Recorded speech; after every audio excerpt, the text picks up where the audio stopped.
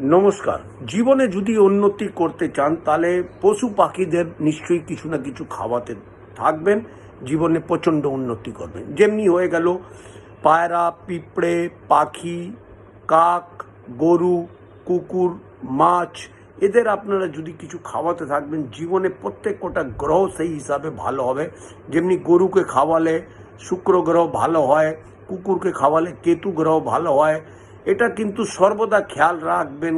কাক কাক এরম একটা মানে পশু পাখি আছে, যদি ওকে আপনি খাওয়ান তাহলে আপনি সর্বদা কোনো পাতা বা কাগজের উপরে ভাত বা রুটি বা মানে নমকিন বা মিষ্টি যা পারেন যদি কাককে খাওয়াচ্ছেন তাহলে সর্বদা কিছু কাগজ বা পাতা রেখে তার উপরে খাওয়াবেন। কারণ কাক মানে হয়ে গেল পূর্বপুরুষ, আমাদের খেলে ওদের আত্মা শান্তি হয় এবং তার সাথে সাথে রাহু আর শনিও ভালো হয়।